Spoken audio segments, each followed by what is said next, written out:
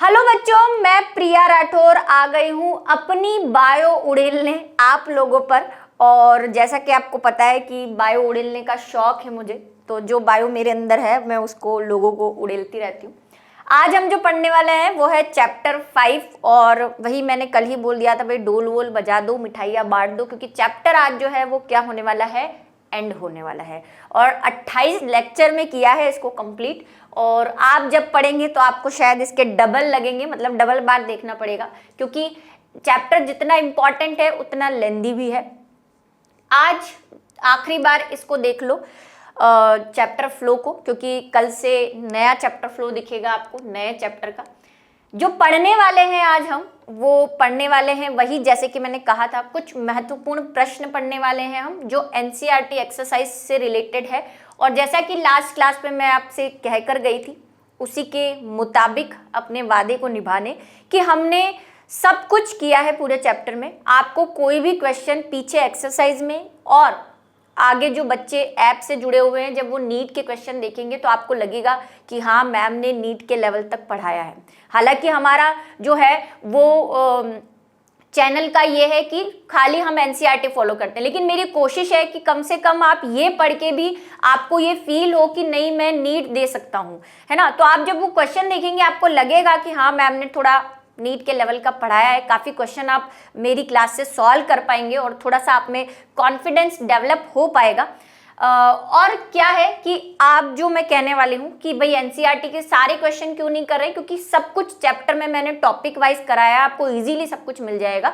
कुछ एक दो क्वेश्चन है जो मैं सोचती हूँ कि आपको पता तो है कि यहाँ से लिखना है, लेकिन कैसे लिखना है वो पता नहीं है, तो वही कुछ ऐसे टाइप के क्वेश्चन ही मैं क्लास में करवा देती हूँ। बाकी देखो, पहले से मैं कहती आ रही हूँ, ये बायो है, बायो में पीछे के क्वेश्चन के चक्करों में मत पड़ना। पूरा के पूरा चैप्टर एक एक लाइन जो है वो आपको रट जानी चाहिए। कैसे रट जानी चाहिए? जैसे दूध में चीनी, है ना, चाय में चाय पत्ती, और प्रिया में बायो, ठीक है। जैसे मैम की बायो है और जो मैम उड़ेलती रहती हैं, तो वैसे ही आपकी भी उड़ेलने की आदत हो जानी चाहिए। इतनी बायो अंदर भर जानी चाहिए कि उभर उभर के बाहर आ जाए, अंदर नहीं रहे, ठीक है। और वो कब होगा? जब आप में बायो अच्छी तरह से घुल जाएगी। चलिए, तो कुछ महत्वपूर्ण प्रश्न क्या है हमारे। सबसे पहला जो आपको बुक के अंदर मिलेगा, बाहरी लक्षणों के आधार पर निम्नलिखित कथनों की पुष्टि करना है आपको, ठीक है। और ये दोनों ही हमने किए हैं और कुछ नया नहीं है, लेकिन बस वही कर लेते हैं, ठीक है। आपकी भी इज्जत, मेरी भी इज्जत रख लेते हैं, आपका भी कहना मान लेते हैं। पौधों के सभी भूमिगत भाग सदैव मूल नहीं होते, ठीक है। एक तो इसको आपको पुष्ट करना है। तो आई थिंक आपको इसका आंसर पता है और मैंने बताया भी है। जब हमने तने के रूपांतरण पढ़े थे तो मैंने कहा था, देखो इस बेचारे शख्स को, लोग इसे जड़ समझते हैं लेकिन ये तना है। कौन था वो? अदरक, है ना। पहली अच्छी थी ना। तो भाई जो अदरक है, आलू है, ये दिखते हमें, आलू तो ऐसा लगता है फल है, लेकिन वो फल नहीं है, वो तो तना है, ठीक है। तो कुछ ऐसी चीजें थी हमारे पास जो दिखती जड़ों जैसी थी लेकिन तने थी, दिखती तने जैसी थी लेकिन कुछ और थी। तो ऐसी चीजें हमने देखी। तो ये यही पूछ रहा है कि भाई सभी भूमिगत भाग, यानी कि हम जो कहते हैं कि सारे जो जड़ें हैं वो जमीन के अंदर रहती है, तो क्या सभी चीजें जो जमीन के अंदर है वो जड़ें हैं?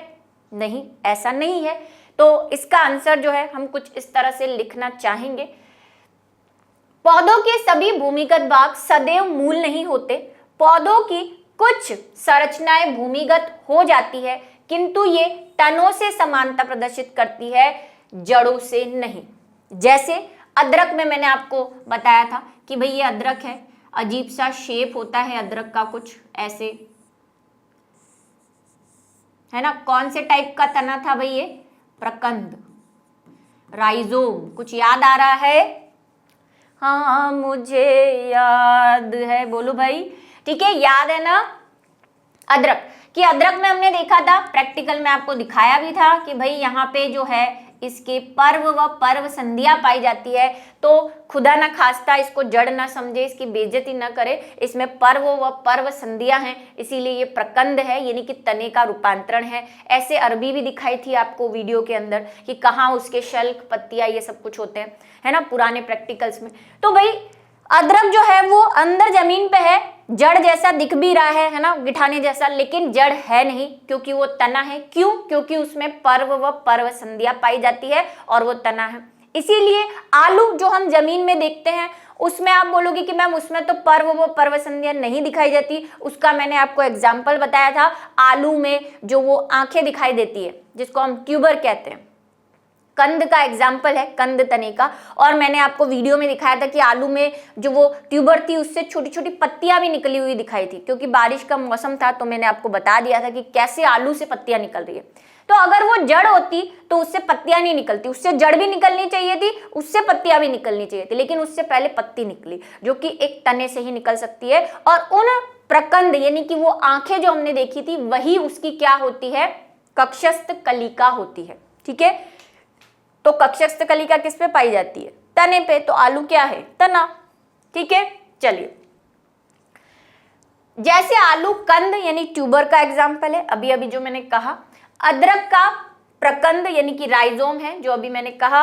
अरबी जो है वो क्या है, धन कंद है, जिसको कॉम भी कहते हैं, कॉर्न भी कहते हैं। ठीक है, वैसे कॉम ही है, ये कॉम है। आदि रूपांतरित तने होते हैं, इन पर पर्व व पर्व संध्या कक्षस्थ एवं अंतस्थ कलिकाएं। ठीक है, पर्व व पर्व संध्या आप अदरक में देख सकते हैं, सब में सब चीज दिखे ऐसा जरूरी नहीं है। आलू में पर्व व पर्व संध्या नहीं दिख रही, लेकिन वहां पे कक्षस्थ कलिका दिख रही है, जो ये बताती है कि कक्षस्थ कलिका कहाँ उगती है। अगर तने पे हम देखें तो तने और तने की जो पर्व संधि होती है वहां से कक्षस्थ कलिका निकलती है। तो आलू पे कक्षस्थ कलिका है, मतलब वहां पे उसकी कोई पर्व संधि है जो हमें दिखाई नहीं दे रही। ठीक है, तथा शल्क पत्र स्केल्स जो कि हमने अरबी पे देखे थे, इस पे आपको अदरक पे भी दिखाए थे, लेकिन अरबी पे मैंने आपको अच्छे से जो फोरसेप है, जिसको रेगुलर लैंग्वेज में आप चिमटा कहते हैं, ठीक है, फोरसेप, ठीक है, उससे मैंने आपको निकाल कर दिखाए थे कि ये देखो इसके शल्क पत्र, ये शल्क पत्र उसकी बात कर रहा है, स्केली लीव्स। अब जो पुराने लेक्चर नहीं लेकर आए हैं वो उदास ना हो, वहीं यूट्यूब पर पड़े हैं आपके लिए, है ना, जाकर आप शुरू से देख सकते हैं। ठीक है, अभी जितनी चीज समझा रही हूँ कुछ कुछ तो मैं रिपीट कर ही रही हूँ, समझ जाओगे धीरे धीरे। ठीक है, स्केली लीव्स पाई जाती हैं, अतः स्पष्ट है कि सभी भूमिगत रचनाएं जड़े नहीं होती। ठीक है, इन बातों से हम प्रूव कर सकते हैं। तो यूनॉनर हमने ये प्रूव कर दिया कि जज साहब जो ये सारी जो हमें जड़ें दिख रही हैं वो जड़ें नहीं है, कुछ तने भी है। ठीक है, कुछ अलग प्रकार के रूपांतरित तने भी हैं। चलिए दूसरा जो हमें करना है कि फूल एक रूपांतरित प्ररोह है। प्ररोह का मतलब शूट। कई बच्चे अभी तक मुझसे ये सवाल पूछते आ रहे हैं कि मैम प्ररोह तने में क्या फर्क है, जो कि जब मैंने तना शुरू किया था, जब तना हमने स्टार्ट किया था तभी बताया था कि प्ररोह एक ऐसी क्या बोल सकते अंग है जो जिसमें तना भी इंक्लूड है, तने में पत्तियां भी इंक्लूड है, फल फूल, यानी कि ऐसा एक संरचना जिस पर फूल पत्ती तना फल सब लगे हुए हैं, उसको पूरे को हम शूट बोल देते हैं। और शूट का एक भाग होता है बीच वाला, उसको हम तना बोल देते हैं। तो जब हम शूट की बात करते हैं तो शूट हम कहते हैं कि भाई इस पे तना भी इंक्लूडेड है उसमें, और उसमें जो पत्तियां लग रही है फ्यूचर में फल भी लगेंगे फूल भी लगेंगे। तो शूट का मतलब सब कुछ, ऊपर वाली जमीन से ऊपर वाली जितनी भी चीजें हैं वो सब शूट में आ जाती है। और तने की बात कर रहे हैं मतलब सिर्फ हम स्तंभ की बात कर रहे हैं, बीच वाले, उसमें फिर पत्तियां वत्तियां हम इंक्लूड नहीं कर रहे। ठीक है, फिर बतानी पड़ेगी कि आपको पत्तियां लगी हुई है उस पर, कैसी लगी हुई है, जिस टाइप से। तो प्ररोह है। और इस बात को जब मैंने फूल जो फ्लावर शुरू किया था तब भी बताया था आपको कि जो फ्लावर है वो एक रूपांतरित तना है, ये आप बात ध्यान रखेंगे। और मैंने आपको केस भी बताया था कि मुझसे एक इंटरव्यू में ये सवाल पूछा गया था। ठीक है, और हमारे सर ने हमें समझाया था, इसलिए आपको मैंने उसका आंसर दे दिया था। क्यों है ये देखेंगे, इसके हमारे पास बहुत सारे एविडेंस हैं। देखो बिना सबूतों के तो मैं बात ही नहीं करती, आपको पता है CID फेवरेट है ना, तो अब सबूत देने पड़ेंगे। क्या आपने कह दिया हमने मान लिया, 2-3 बार समझा दिया है मैंने आपको कि क्यों है ना। इसकी हमने बातें जो की थी वो कहा था कि अगर मान लो ये पत्तियां हैं, ये तना है और ये पत्तियां हैं, और ये पत्तियां रूपांतरित हो गई, यानी कि नीचे वाली पत्ती दल, बाहरी दल बन गई, ये दल बन गया, ये पुंकेसर बन गए, और बीच वाला मान लो एक पत्ती होगी वो जायांग बन गई होगी, और फिर ये तना कंडेंस हो गया होगा, मतलब ऐसे चिपटा हो गया होगा, तो ये एक कैसा दिखाई देगा आपको, फूल जैसा दिखाई देगा ना, कुछ ऐसा। अगर हमने इसकी पर्व व पर्व संधियों में गैप्स कम कर दिए, वो मैंने आपको वो बताया भी था, गवर्नमेंट स्कूलों में वो आर्ट एंड क्राफ्ट वाले आते हैं, वो कमल का फूल ऐसे ही बनाते हैं, पहले ऐसे लंबा सा कर देते, फिर उंगली करके दबा देते हैं, तो वो कमल का फूल बन जाता है। वो एग्जाम्पल भी मैंने आपको दिया था। वैसा ही कुछ नेचर में भी हुआ है। ये बात हम 2 बार डिस्कस कर चुके हैं, आज तीसरी बार कर रहे हैं। लेकिन प्रूफ क्या है जज साहब, प्रूफ, तो अभी प्रूफ देखेंगे। पुष्प प्ररोह के समान कक्षस्थ व शीर्षस्थ कलिका से विकसित होते हैं। ठीक है, हमने प्ररोह की बात की। प्ररोह का मतलब शूट। हम बोलते हैं कि ये मान लो मेन तना है, मुख्य स्तंभ है, स्टेम है। इसी से पर्व संधि पर क्या निकलती है, कक्षस्थ कलिका निकलती है। काफी बार मैं समझा चुकी हूँ कक्षस्थ कलिका क्या होती है। उसके बाद भी चैट में काफी बच्चे ये पूछते हैं मैम कक्षस्थ कलिका क्या होती है ना, फिर से समझा रही हूँ। तने में पर्व और पर्व संधि, तो पर्व है ये वाला, पर्व संधि है। पर्व संधि से एक बड जैसी संरचना निकलती है जिसको हम कक्षस्थ कलिका कहते हैं। कक्षस्थ कलिका आगे जाकर शाखा भी बना सकती है। ठीक है, कक्षस्थ कलिका आगे जाकर फूल भी बना सकती है।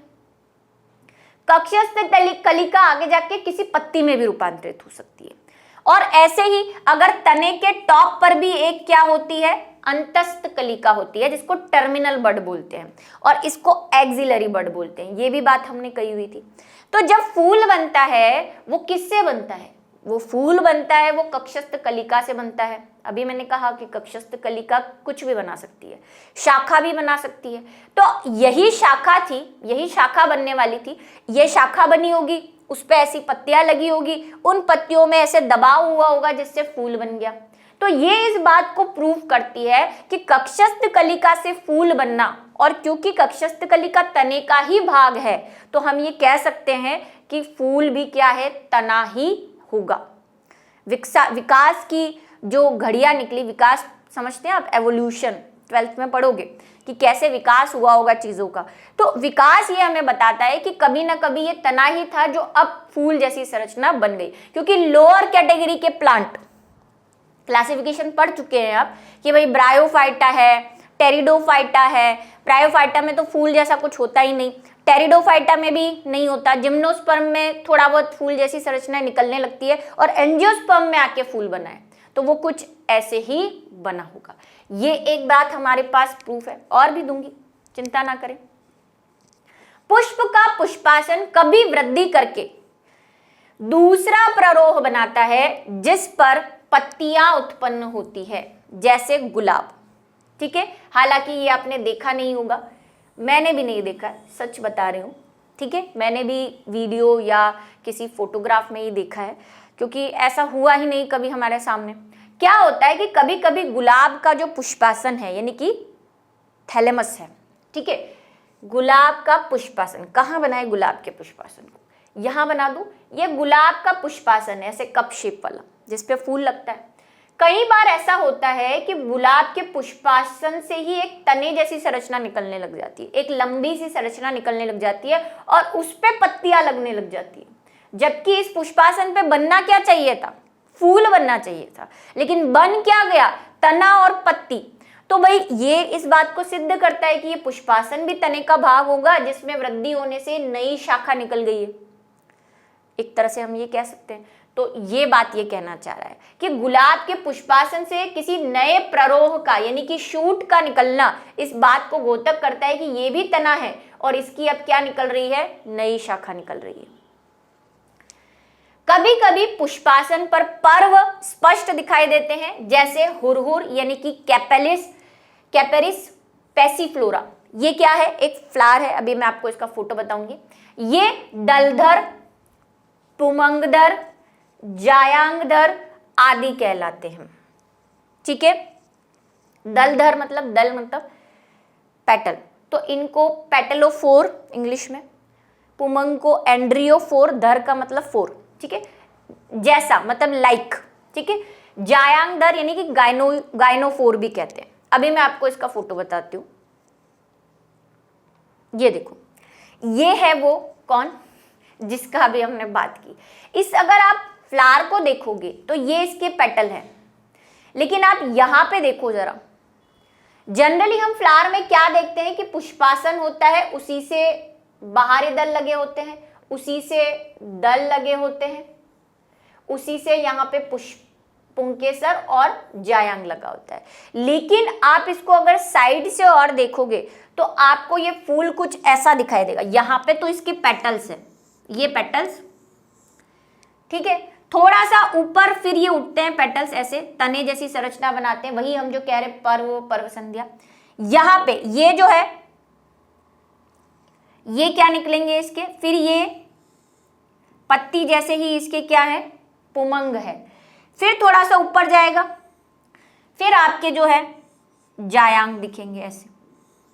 तो अब देखो, हम जो तने की बात कर रहे थे कि तने में इस तरह से पत्तियां रही होंगी, क्या ये ऐसी संरचना नहीं दिख रही? ये एक तना, इसकी ये पर्व संधि पे पेटल्स बन गए, फिर दूसरी पर्व संधि पे पुमंग बन गए, फिर तीसरी पर्व संधि पे जाएंगे। ऐसे ये ऊपर है, स्टेप बाय स्टेप है, बीच बीच में गैप करके। ये भी इस बात का द्योतक है कि भाई ये गैप बताता है कि कभी ना कभी फूल ऐसी सिचुएशन में रहा होगा और बाद में ये सब कंडेंस होके नॉर्मल फूल का निर्माण हुआ होगा, ऐसे वाली। ठीक है, तो ये जो है इस बात का हमें प्रमाण देता है। और ये भी बताएंगे, इस पे भी नजरें जाएगी, इसको नाराज नहीं करेंगे भाई, आपको पता है मैं किसी को नाराज करती नहीं हूँ, सबको समानता का भाव है अपने पास। इसको भी पढ़ेंगे। गुलाब में बाहरी दल कभी कभी पत्ती सदृश रचनाएं बनाते हैं। गुलाब का बाहरी दल देखा है, सेपल बनाते क्या है, होती ही है, आपको कभी नहीं ऐसा फील होगा। गुलाब की पत्ती ऐसी होती है कांटों वाली,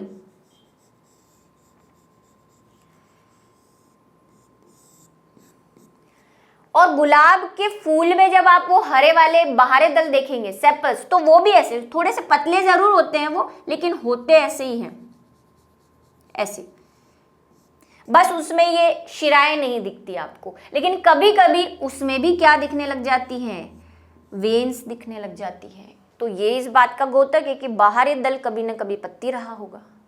ठीक है, तो या है, तो इस बात से भी प्रूफ होता है कि ये क्या रहा होगा, प्ररोह रहा होगा, या प्ररोह का ही रूपांतरण है। आगे आ जाओ।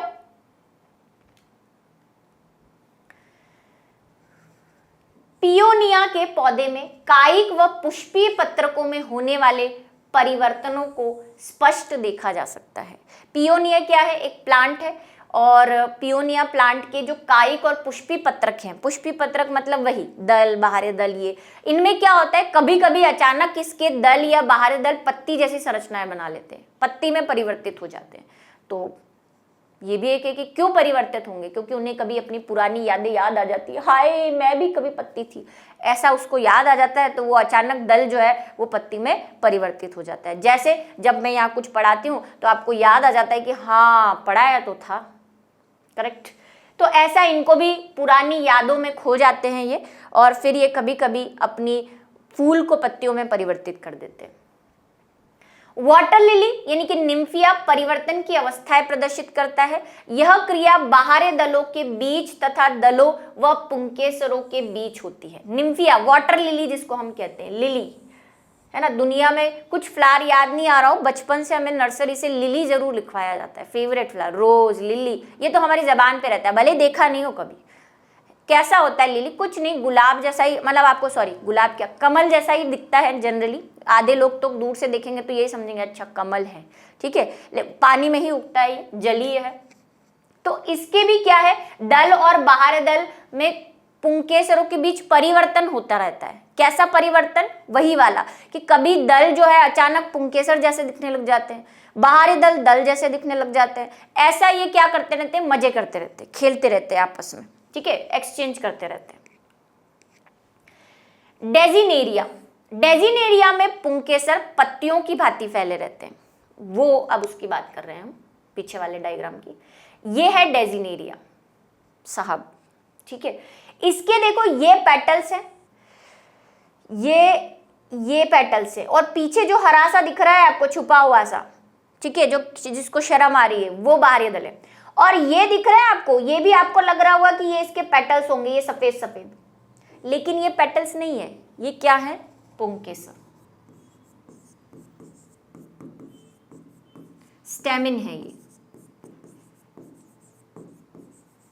जो कि आप पत्तियों जैसे बोल सकते हो या दल जैसे बोल सकते हो। तो ये भी इस बात का द्योतक है कि ये तना रहा होगा और ये आपस में चेंज करते रहते हैं, कभी पत्ती बन जाते हैं, कभी दल। मुझे बताओ कैसे जिंदगी है इनकी मजे वाली, कभी भी कुछ भी बन जाते हैं, ठीक है। और ये जो फूल था, ये आपको लग रहा होगा कि ये गुलाब है, पर आप गलत है, ये गुलाब नहीं है, क्योंकि ये पियोनिया है, ठीक है। पत्तियों से आप पहचान ले शायद, क्योंकि पत्तियां इसकी गुलाब जैसी नहीं, दिख रहा होगा आपको गुलाब है, लेकिन ये गुलाब नहीं है, ये पियोनिया है।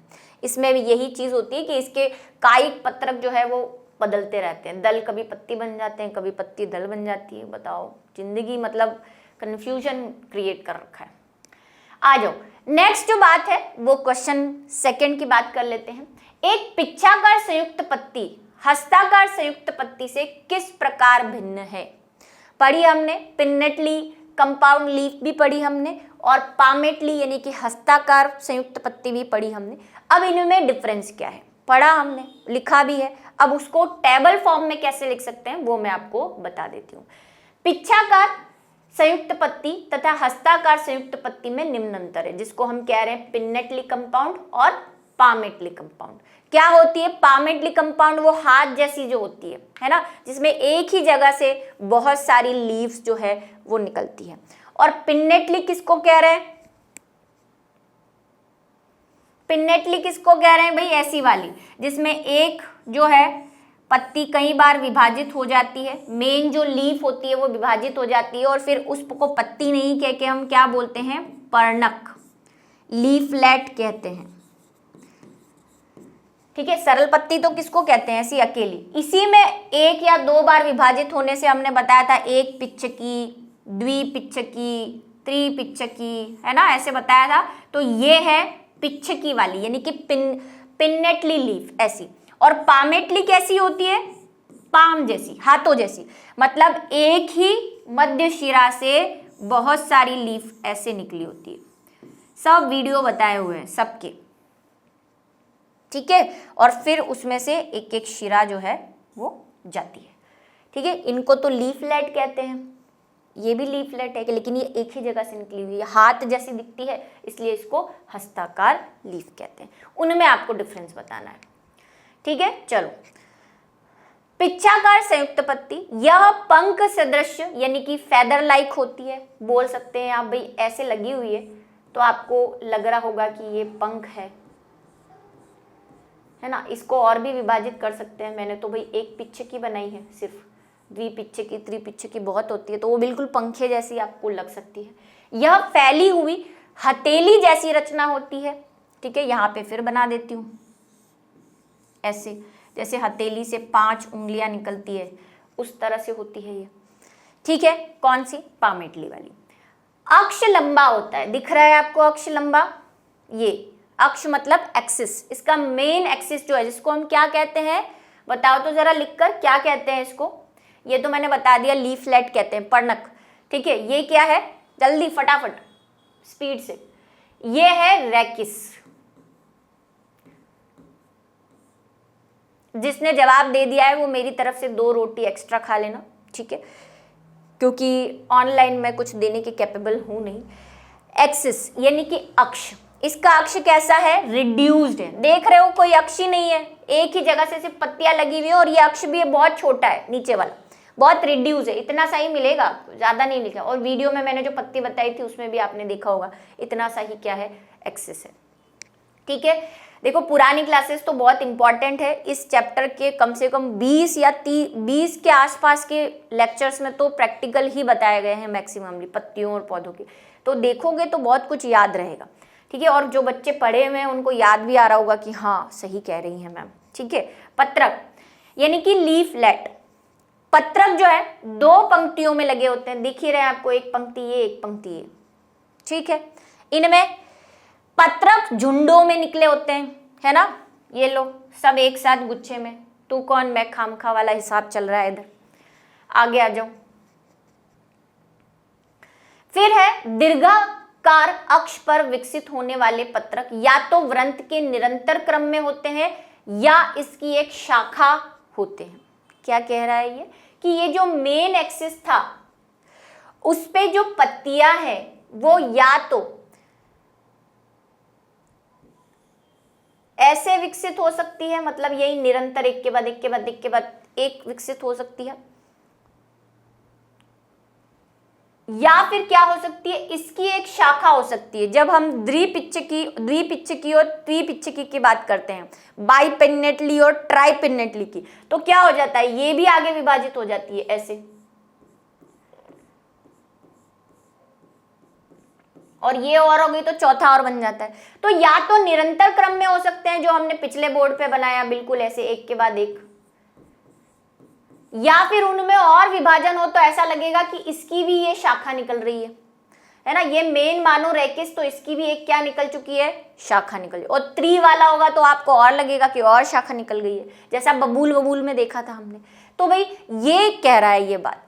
इसमें क्या होता है, पत्रक जो लीफलेट है वृंत के सिरे पर लगे होते हैं, पत्रक तथा वृंत की सिरे पर संधि होती है, मतलब वही सीधे के सीधे कहाँ लगे होते हैं, कुछ नहीं, यही वाली बात कह रहा है ये कि सीधे लगे होते हैं, और जो वृंत है वो सीधा सिरे पर, इसका वृंत जो है वो सीधा कहाँ से कनेक्ट रहेगा, मेन ब्रांच से कनेक्ट रहता है, और पर्व संधियों से जुड़े होते हैं। भाई ये अगर तना है, मान लो तने की कोई शाखा है, तो इसकी ये पर्व संधि, ये दूसरी, ये तीसरी, ये चौथी, तो भाई हर एक पर्व संधि से ये निकलेंगे और ज्यादा दूर तक नहीं जाएंगे, उसके आसपास ही रहेंगे। ठीक है।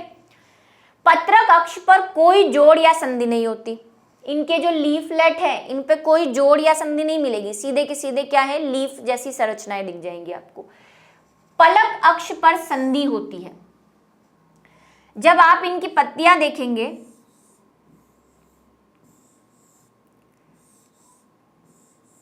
इस तरह से, और जब आप इनके शिराएं देखेंगे तो आपको क्या लगेगा, यहां पे भी संधियां दिखेंगी इस जगह पे, पत्रक फलक पे या फलक अक्ष पे। फलक अक्ष कौन है इसका, यही तो है, और तो कोई वृंत है ही नहीं इसमें, तो यहाँ पे भी आपको पर्व या पर्व संध्या दिखती है। इसमें क्या है, कोई जोड़ या संधि नहीं होती, कोई आपको यहाँ पे जोड़ नहीं दिखा क्योंकि हर जोड़ पे पत्ती लगी हुई है, और जो है क्या रहेगा वो सीधा के सीधा रहेगा, हर पर्व संधि पे क्या दिख जाएंगी आपको, पत्तियां। ये भी आगे बनेंगी तो यहाँ पे आगे से भी आपको क्या दिख जाएगा, डायरेक्ट एक पर्व की, बीच में कोई पर्व संध्या नहीं दिखेगी, डायरेक्ट आपको पत्ती लगी हुई दिखेगी। ठीक है, थोड़ा सा समझना मुश्किल है, लेकिन वही नेचर में ऑब्जर्व करोगे चीजों को तो अच्छे से समझ पाओगे। रेकिस की संरचना के आधार पर ये एक पिच्छकी, जो अभी हम बोलते आ रहे हैं भाई, एक बार विभाजित हुई तो एक, दो बार विभाजित हुई तो दो, तीन बार विभाजित हुई तो तीन। ठीक है, यानी कि एक पिच्छकी, द्विपिच्छकी, त्रिपिच्छकी या बहुपिच्छकी हो सकती है। ठीक है, बबूल बबूल सब देखे हमने। पर्णकों की संख्या के आधार पर ये समपर्णी, द्विपर्णी, त्रिपर्णी या बहुपर्णी होती है। अब इनमें विभाजन नहीं होता, या तो ये 1 2 3 4 5 है, 5 है तो बोल दो कि ये बहुपर्णी है। कुछ कुछ आपको ऐसी दिखेगी जिसमें 2 ही पर्ण होंगे, कुछ इस तरह से, तो ये क्या हो जाएगी भाई, द्विपर्णी हो जाएगी। समपर्णी अगर इनकी संख्या समान है, मतलब कि इवन नंबर्स में है, यानी 2 है, 4 है, 6 है, 8 है, तो उसको समपर्णी बोल देते हैं। ठीक है, और बहुपर्णी में तो कितनी भी हो सकती है, 5 से 4 या 5 से ज्यादा होते ही आप क्या कह देंगे, बहुपर्णी, क्योंकि हमें गिनती उतनी ही आती है, 4 और 5, इससे ज्यादा हम नहीं जा सकते। यहाँ पे तो देखो 3 तक ही आती है हमें, 3 के बाद डायरेक्ट बहु। इधर भी ऐसा ही कर सकते हो, गिनती ज्यादा गिनने की जरूरत नहीं, नर्सरी में पढ़ी थी मैं तो भूल भी गई। बात करते हैं अब व्युक्तांडपी और युक्तांडाशय में क्या अंतर है। भाई ये बहुत इंपॉर्टेंट था, मैंने आपको जब ये टॉपिक पढ़ाया था तो मैंने कहा था 12th में फिर से ये आएगा, इसको बहुत अच्छे से समझ लेना, जिसको हम क्या कह रहे हैं, सिनकार्पस और एपोकार्पस कह रहे हैं। ठीक है, क्या है ये जरा देखो एक बार। व्युक्तांडपी अंडाशय यानी कि एपोकार्पस और सिनकार्पस, इसमें बहुअंडपी जायांग के सभी अंडक पृथक पृथक होते हैं। कैसे, सुनो। ये अंडाशय कल, शायद कल वाली क्लास में भी बताया था, कल या परसों वाली में। ये क्या है, अंडाशय है, ठीक है, गंदा वाला। मैम तो गंदा वाला डायग्राम बनाती है। अभी इसमें अगर बहुत सारे कार्पल्स हैं, यानी कि बहुत सारे अंडक हैं, तो हम उसे क्या कहते हैं, बहुअंडपी, ठीक है। लेकिन ये बहुअंडपी कैसे दिख रहे हैं आपको, अलग अलग दिख रहे हैं। आराम से आप देख सकते हो कि ये संख्या में 3 है, यानी कि ये कैसे हैं, पृथक पृथक है। ये भी बहुअंडपी है, जो संयुक्त प्रकार के हैं, सिनकार्पस, वो भी बहुअंडपी है। बहुअंडपी जायांग के सभी अंडाशय परस्पर जुड़े रहते हैं। कैसे जुड़े रहते हैं, ये अंडाशय,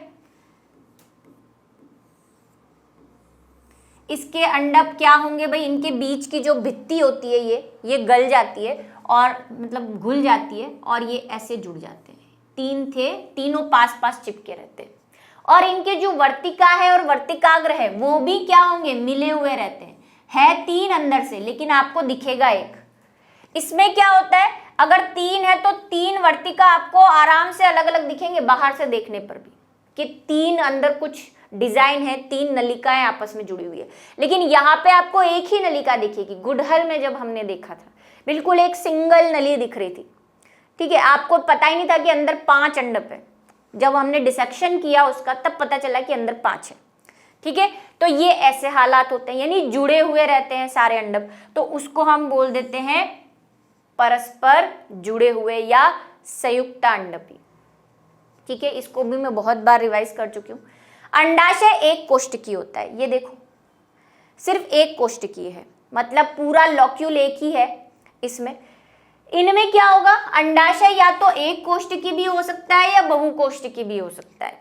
ये क्या कह रहा है कि एक तो ये सिचुएशन जिसमें अंदर 5 है लेकिन घिरा हुआ बाहर से एक ही है, और दूसरा आपको बाहर से भी यहाँ पे ऐसे अंडाशय दिखने लग जाए जिसमें 3 थे, तो बाहर से भी आपको लगे कि हाँ अंदर 3 है, ऐसे डिजाइनदार, ठीक है। नीचे से भी, ऊपर से तो पहले डिजाइनदार था ही नहीं, सिंगल दिख रहा है, नीचे से आपको ऐसा लगे कि हाँ डिजाइनदार है ये, कुछ अंदर 3 चीजें हैं मोटी मोटी। तो ये कैसे हो सकते हैं, ये बहुकोष्ठकीय भी हो सकते हैं और एक कोष्ठकीय भी हो सकते हैं।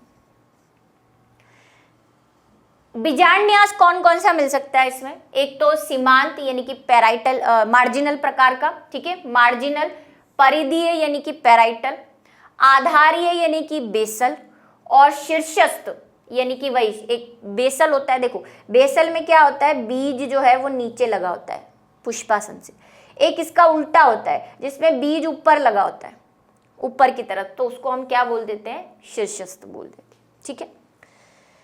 बीजांडन्यास भित्तीय, इसमें भित्तीय है, इसमें भी है भित्तीय प्रकार का यानी कि पैराइटल प्रकार का, स्तंभीय प्रकार का, लेकिन इसमें एक अलग है मुक्त स्तंभीय प्रकार का, फ्री सेंट्रिक। किसमें पाया जाता है फ्री सेंट्रिक, जरा लिख के बताओ भाई फटाफट से।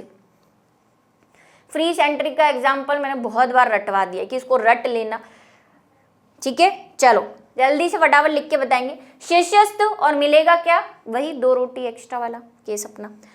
शीर्षस्थ भी हो सकता है, आधारीय नहीं मिलेगा इसमें, इसमें शीर्षस्थ मिलेगा, और एक स्पेशल वाला जो फ्री सेंट्रिक है, ठीक है। फ्री सेंट्रिक क्या था भाई, शायद आपको मेरा गंदा डायग्राम देख के याद आ जाए, बीच से सारे बीजांड जो हैं वो जुड़े हुए रहते हैं, सेप्टम नहीं होता। अगर सेप्टम बना दूंगी तो एक्सियल बन जाएगा, ठीक है, स्तंभीय प्रकार का। ये पुंज फलों का निर्माण करते हैं। पुंज फल बताए थे ना कि भाई एक ही अंडाशय में बहुत सारे कोष्ठ होते हैं और सभी कोष्ठ एक एक फल का निर्माण कर ले और पुंज फल बना लेते हैं, तो उसे हम क्या बोलते हैं, कंपोजिट फ्रूट, ठीक है।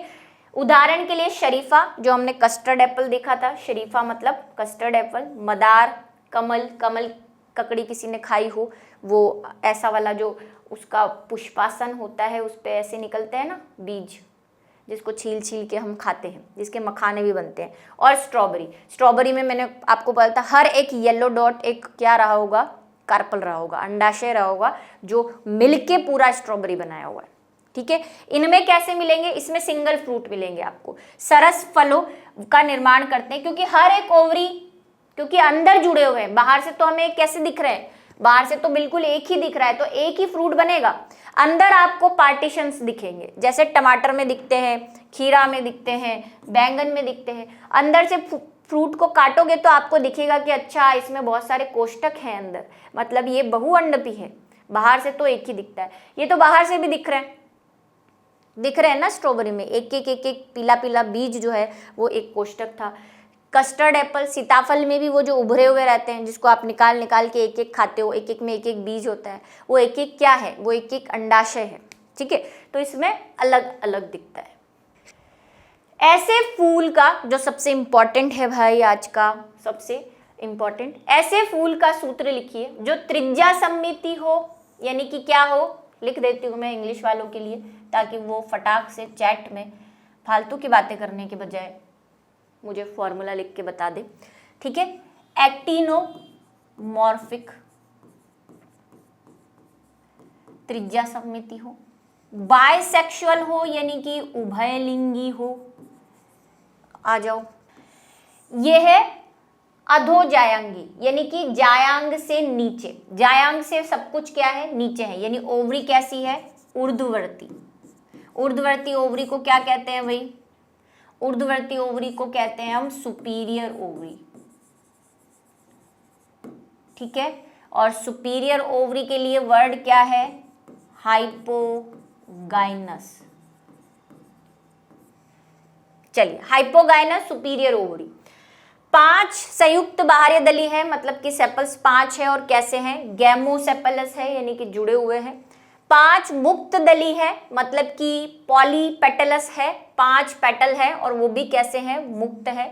पुंकेसरी, ठीक है, दली पुंकेसरी, और द्वियुक्तांडपी यानी कि अंडप की बात कर रहा है, और यहाँ पे दे भी रखा है ऊर्ध्ववर्ती अंडाशय, ठीक है, यहाँ से हमें पता चल ही रहा है वैसे, और यहाँ से भी दे रखा है ऊर्ध्ववर्ती अंडाशय, ठीक है। चलो अभी आ जाओ, क्या करना है हमें, सूत्र बनाना है। लेकिन वही आज मेरा स्पेशल ऑफर चल रहा है, और मैं स्पेशल ऑफर के तहत आपको सूत्र के साथ फ्लोरल डायग्राम भी बनाऊंगी, अपना गंदा वाला डायग्राम बनाऊंगी, ठीक है। तो एक के साथ एक फ्री वाला ऑफर चल रहा है। आ जाओ, पहले सूत्र लिख दें। सूत्र में सबसे पहले आपको बताना है कि ये ब्रैकेटेड है या ई ब्रैकेटेड, लेकिन कहानी में हमें कहीं दिया नहीं है कि ये ब्रैकेटेड है या ई ब्रैकेटेड, तो हम इसको फिर ब्रैकेटेड ही करेंगे। चलो, ब्रैकेटेड है, फिर बात करते हैं हम किसकी, हम बात करते हैं कि ये क्या है, मतलब कि इसका फूल जो है वो कैसा है, कैसा है, त्रिज्या सममिति है यानी कि एक्टिनोमॉर्फिक है, तो ये लो जी एक्टिनोमॉर्फिक। आगे बढ़ते हैं, उभयलिंगी है यानी कि दोनों लिंग प्रेजेंट है, ये लो जी दोनों लिंग। अधोजायांगी है, जायांग की बात तो सबसे लास्ट में करनी है, यहाँ पे रूल ही नहीं है, उससे पहले हमें बात करनी होती है बाहरी दलों की, तो अभी इसको छोड़ के बाहरी दलों पे आ जाओ। बाहरी दल जो है वो है 5 और संयुक्त यानी कि कैलिक्स, कैलिक्स 5 है। अच्छा, एक बच्चा मुझे पूछ रहा है के ही क्यों लिया, क्योंकि देखो प्रोनाउंसिएशन पे भी ध्यान देना पड़ता है ना। हम सी नहीं ले सकते थे क्योंकि करोला का सी है, लेकिन हम बोलते कैसे हैं, इंग्लिश में फोनिक्स सीखे हैं आपने, प्रोनाउंसिएशन, जैसे कि आपने आर्टिकल सीखे होंगे, आर्टिकल में भाई हम आर यानी कि घंटे में एच आता है, लेकिन हम बोलते आर है उसको, क्योंकि उसमें आ का साउंड आता है। यहाँ पे हम भले स्पेलिंग में सी लिखते हैं, लेकिन प्रोनाउंसिएशन क्या है, कैलिक्स। तो फिर उन्होंने सोचा कि याद करने के हिसाब से भी भाई याद हो जाएगा, केलिक्स, तो के से के रख दिया, इसको प्रोनाउंसिएशन पे के सिंबल दे दिया, ठीक है। एक बच्चे ने पूछा हुआ है मुझसे उस पर यूट्यूब पे कि भाई ये के ही क्यों दिया, दूसरा क्यों नहीं दिया, क्योंकि फिर वो प्रोनाउंसिएशन के हिसाब से कैलिक्स से के दे दिया, ठीक है। अभी 5 है, ये 5 लो जी, 5 बना दिए, जुड़े हुए हैं तो फिर ब्रैकेट बंद, जोड़ दो इनको फेविकोल से। अब बोला है, देखो यहाँ पे एनसीईआरटी ने गड़बड़ कर रखी है, लेकिन हमें समझना पड़ेगा थोड़ा। 5 मुक्त दली पुंकेसरी, अब ये क्या कहना चाह रहा है, ये दल लग्न तो नहीं कह रहा क्योंकि दल लग्न लिखा नहीं है, ये मेरे ख्याल से बुक के अंदर वही मिसप्रिंट हुआ है। यही चीज मुझे बतानी भी थी कि भाई 5 मुक्त दली पुंकेसर है, मतलब 5 मुक्त दल है और पुंकेसर भी कितने हैं, 5 है, ऐसा कहना चाह रहा है ये। तो भाई कैलिक्स जो है वो 5 है और करोला यानी कि पेटल्स जो है वो भी 5 है और मुक्त है, तो कोई सवाल पैदा नहीं होता। अब कई बुक्स में आपको दल लग्न समझा हुआ है इसको, अब वही कह रही हूँ कि भाई एनसीईआरटी ने थोड़ी सी गड़बड़ कर रखी है, इसलिए मैं कुछ कह नहीं सकती। अगर ये दल लग्न होता, लेकिन दल लग्न के लिए तो दल लग्न लिखा जाता है, फिर मुक्त दली पुंकेसर का मतलब क्या हुआ, ठीक है, तो ये दल लग्न नहीं है। अब ये जो है ये बोल रहा है पुंकेसर भी कितने हैं, 5 हैं, तो 5 पुंकेसर है और वो भी फ्री है क्योंकि हमें कुछ दिया हुआ नहीं है। अंडाशय द्वियुक्तांडपी है, यानी कि जुड़ा हुआ है, युक्तांडपी मतलब सिनकार्पस है, और पहले ही हम वहां पे भी देख चुके हैं कि अधोजायंगी मतलब ऊर्ध्ववर्ती ओवरी है, और यहाँ पे भी दिया हुआ है ऊर्ध्ववर्ती है मतलब ओवरी ऊपर है, बाकी सब नीचे, ये लो बाकी सब नीचे, और युक्तांडपी है, द्विअंडपी है, 2 अंडप है और जुड़े हुए हैं, तो हमने ब्रैकेट बंद कर दिया। अब बात करते हैं हम इसके चित्र की, ठीक है, डायग्राम की, जो कि आज का ऑफर है। चलो 5 बनाने हैं,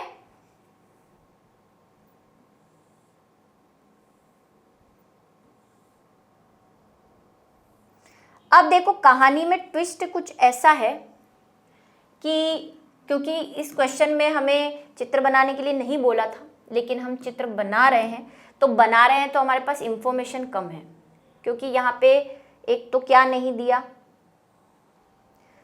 दल का विन्यास नहीं दिया है ना, तो वहाँ पे हमें दिक्कत आएगी। लेकिन मैं सिर्फ ये इसीलिए करा रही हूँ ताकि आपकी थोड़ी सी जो है प्रैक्टिस हो जाए, है ना, भले ही आधी इंफॉर्मेशन के साथ हम काम कर रहे हैं, लेकिन प्रैक्टिस तो प्रैक्टिस है। पहले ही अच्छा बन रहा था। ओह छी छी छी मैम, कैसी मैम है आप, आपको लाइन बनाना नहीं आ रही।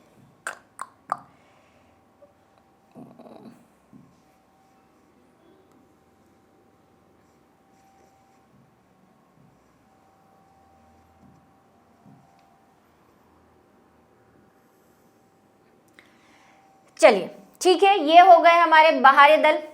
चलो अभी बाहरी दल का कोई अरेंजमेंट तो हमारे पास है नहीं, लेकिन संयुक्त दल दे रखा है, तो हमें थोड़ा सा चिपकाना पड़ेगा इनको,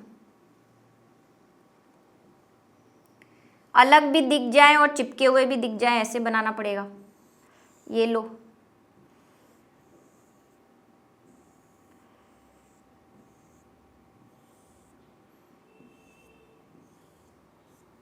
ये बाहरी दल हो गए। दल जो है वो भी मुक्त है, आ जाओ भाई दलों के ऊपर। अच्छा एक्टिनोकार्पस अपने आप ही लगा हुआ है, चाहो तो यहाँ बना लो भाई, ये एक्टिनोकार्पिक है। दल जो है उसका भी हमारे पास अरेंजमेंट नहीं है, तो हम वो बना देते हैं भाई, कोरस्पर्शी बना देते हैं, वेलवेट टाइप के।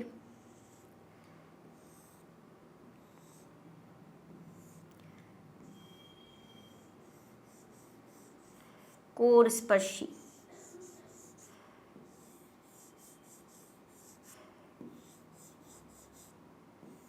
ये लो जी।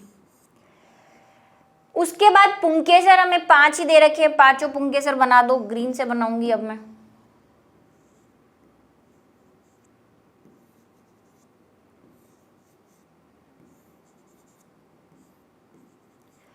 और बात आती है हमारी ओवरी की, जो कि युक्तांडपी है, तो युक्तांडपी और 2 बीजांड लगा दिए, ये बन गया लो जी इसका फ्लावर, ठीक है, ये फ्लोरल। आपको एक बार प्रैक्टिस भी हो गई इससे, लेकिन क्वेश्चन में नहीं दिया है, मैं फिर से बता रही हूँ, इसीलिए यहाँ पे इंफॉर्मेशन थोड़ी सी कम है, और इस तरह से आपको बनाना है। एक बार और हमने इसको कर लिया, तो आज के चैप्टर में कहानी का अंत करते हैं, और इसी के साथ हमारा ये जो सेगमेंट है वो यहीं पे ख़त्म होता है, साथ में चैप्टर भी ख़त्म होता है। मिलेंगे अगले वीडियो लेक्चर में नए चैप्टर के साथ।